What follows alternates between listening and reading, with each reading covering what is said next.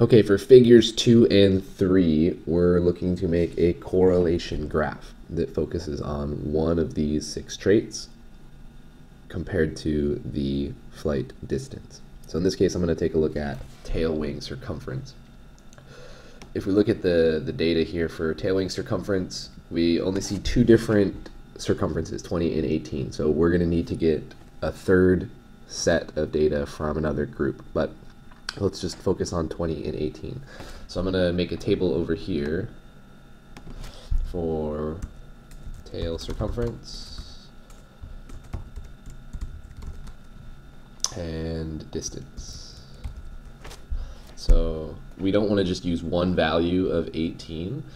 So I'll take several values, and we want to make sure that when we're comparing these birds in terms of their circumference, that their other traits are the same. So this bird that has 18 would not be a good one to compare to our 20s here because it also has a 4 centimeter front wing width. So these 3 birds are good because the rest of their traits are the original traits. So if we compare these 3 birds with 18 to these 3 birds with 20, then we can make a fair comparison. So we need to I'm going to take these and just copy these here. So here's our 18 centimeter birds. I'm going to paste those numbers. And then I'm going to get 3 birds at 20. And so these 3 birds from 20 look good because, again, they have the original traits here. So I'll take these.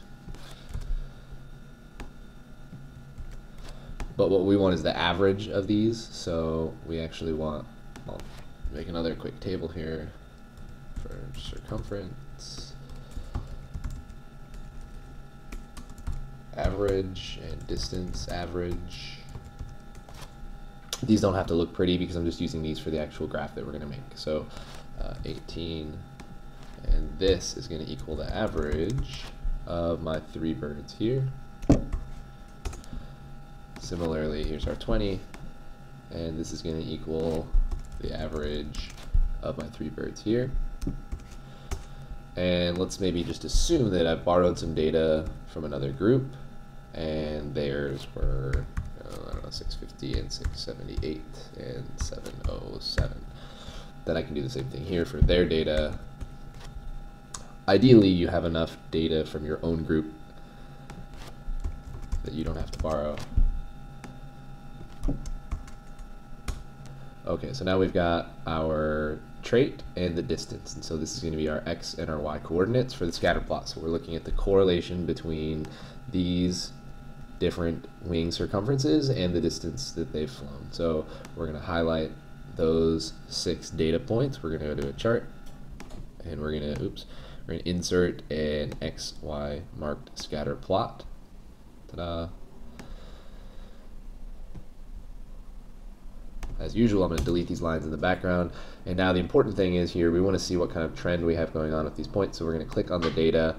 We're going to, under chart layout, we're going to add a trend line. You can also do this by right-clicking. And in this case, it looks like a linear relationship. So we'll go to linear trend line. Okay. Again, we only have one set of data, so let's delete that. It's kind of unnecessary.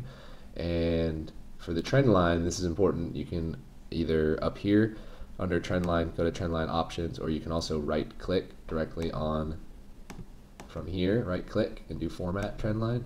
Either way, we want to go to options and make sure that we've checked to display the equation and this r squared value that tells us how closely the line matches the data points. So the closer this r value is to 1, the closer this line matches our actual data.